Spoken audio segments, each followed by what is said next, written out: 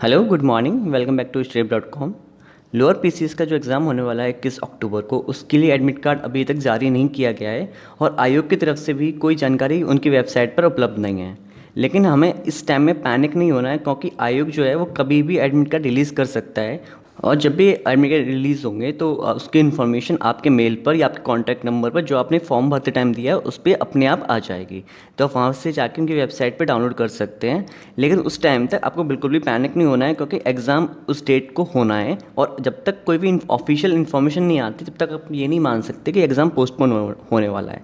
तो आपकी जो प्रिपरेशन है आपको वो कंटिन्यू रखनी है। बस 9 दिन की और बात है। बाकी तो उसके अगर एडमिट कार्ड आता है तो अच्छी बात है, नहीं आता, अगर पोस्टपोन होता है तो आपकी प्रिपरेशन के लिए और टाइम मिल जाएगा। लेकिन उस टाइम तक आपको अपनी प्रिपरेशन पूरी तरीके से कंटिन्यू रखनी है।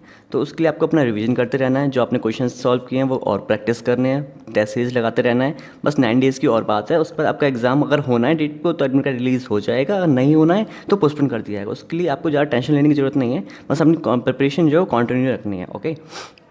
और अगर कोई आपको ये बोल रहा है कि एग्ज़ाम पोस्टपोन होने वाला है तो आप उसकी बात को बिल्कुल मत मानिए, क्योंकि आयोग की तरफ से अभी भी कोई भी नोटिफिकेशन नहीं है कि एग्ज़ाम पोस्टपोन होने वाला है। तो आपको अपनी पूरी तैयारी रखनी है 21 अक्टूबर तक। तब तक आपको प्रिपेयर करते रहना है, नहीं तो आपकी जो पूरे साल की मेहनत है, इतने टाइम की जो मेहनत है वो सारी ख़राब हो जाएगी लास्ट के 10 डेज़ में, अगर आपने अच्छे से नहीं किया तो। ओके।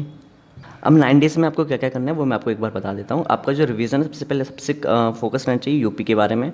यूपी का जो करंट अफेयर है वो आपको पूरे अच्छे तरीके से कवर करना है। यूपी के फैक्ट्स, जो यूपी का स्टैटिक जीके है, जैसे कि यहाँ के मेले वगैरह, फेयर्स जो होते हैं मेले, यहाँ पे कौन कौन से इंस्टीट्यूट हैं, संस्थान हैं, उनके बारे में। यूपी का स्पोर्ट्स करंट अफेयर्स, यूपी से कौन कौन से खिलाड़ी ओलंपिक में गए थे उनके बारे में।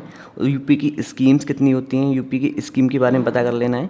यूपी का बजट देख लेना है, यूपी का बजट जो आया था वो बजट देख लेना है। उसके अलावा यूपी के बारे में जो भी इन्फॉर्मेशन आपको मिल सकती है, जो भी नए चेंजेस हुए हैं जुलाई 1 जनवरी 2021 से लेके और अक्टूबर के फर्स्ट वीक तक जो भी इवेंट्स हुए हैं आपको वो सारे पता होने चाहिए। उसके अलावा सबसे इंपॉर्टेंट सेक्शन आता है करंट अफेयर्स का। करंट अफेयर्स आपको पूरे अच्छे तरीके से कवर करना है। साइंस का सेक्शन इसमें बहुत आने वाला है, तो साइंस आपको अच्छे से कवर करनी है। उसका रिवीजन अब करना, कुछ भी नया पढ़ने की ज़रूरत नहीं है, जो आपने पढ़ा है उसको रिवाइज करना है। नेक्स्ट थिंग इज़ मैथ्स है। मैथ्स की बेसिक्स फार्मूले तो आपको टिप्स पे होने चाहिए, जो भी बेसिक्स फार्मूले हैं वो आपको एकदम अच्छे से होने चाहिए प्रिपेयर। उसके अलावा आप ज्योमेट्री के लिए देख सकते हैं। ज्योमेट्री की में जो इंपॉर्टेंट फार्मूलेज होते हैं उन पे डायरेक्टली क्वेश्चन आ जाते हैं। जैसे लास्ट ईयर तो जो मेंस हुआ था 2016 का, उसमें बहुत सिंपल सिंपल क्वेश्चन है। जैसे एक क्वेश्चन तो टाइम एंड डिस्टेंस से पूछा था कि जो किलोमीटर पर सेकंड होता है, किलोमीटर पर आवर होता है, उसको मीटर पर सेकंड में चेंज कीजिए। This is a very simple question, this is you can solve in Zifi. Okay right. तो आपको ऐसे क्वेश्चन नहीं छोड़ने हैं और उनकी प्रिपरेशन आपको एकदम टिप्स पे होनी चाहिए। बाकी जो अलजेब्रा है उसके लिए आपको पता ही है कैसे प्रिपरेशन करना है, कि अगर अगर आपने पहले से कर रखी है तो ठीक है, नहीं तो अलजेब्रा में आप वैल्यू पुटिंग का मेथड यूज़ कर सकते हैं in certain cases, not in all cases. In certain cases में अलजेब्रा में आप यूज़ कर सकते हैं। ट्रिग्नोमेट्री के लिए आपको 0 डिग्री, 30 डिग्री, 45 डिग्री और 60 डिग्री की वैल्यू एकदम टिप्स पे होनी चाहिए। तो उससे आपका मैथ्स का सेक्शन काफ़ी हद तक कवर हो जाएगा। इंपॉर्टेंट और परसेंटेज आपको पूरे अच्छे से आनी चाहिए। जो भी परसेंटेज होती हैं उनके बारे में आपको पूरी तरह से पता होना चाहिए। उसके अलावा आप time and work, time and distance, ये आपके इंपॉर्टेंट टॉपिक्स हैं, यहाँ से ज़्यादा क्वेश्चन कवर होते हैं।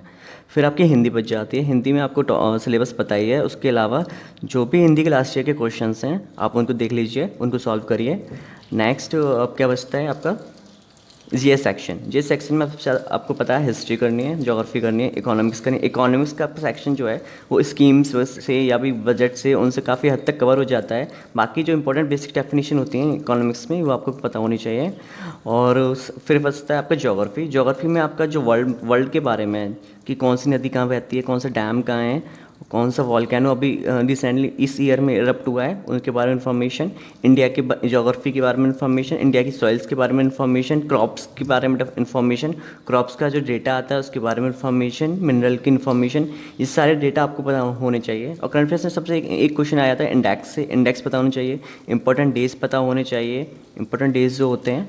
उसके अलावा और कोई भी स्कीम रिलीज़ की गई हो वेरियस स्टेट गवर्नमेंट्स के द्वारा, उनके बारे में इन्फॉर्मेशन होनी चाहिए। तो ये सारी बेसिक चीज़ें हैं। अब लास्ट स्टेज में बस आप रिवीजन करिए, कोई भी बिल्कुल पैनिक मत हो जाइए। और क्योंकि एडमिट कार्ड आएगा तो ठीक है, नहीं आएगा तो कोई बात नहीं, आप थोड़ा इतने टाइम तक पोस्टपोन हुआ है, थोड़े टाइम और पोस्टपोन सही, लेकिन आपको प्रिपरेशन जो है 9 डेज तक अपनी कंटिन्यू रखनी है। और उसके लिए आपको जो भी आपने सॉल्व किया है, आपके जो कंटेंट्स रहे हैं वहाँ सबके सोर्सेज, उनको गो थ्रू होना है, बस रिविजन करते रहना है। So all the best, have a good day.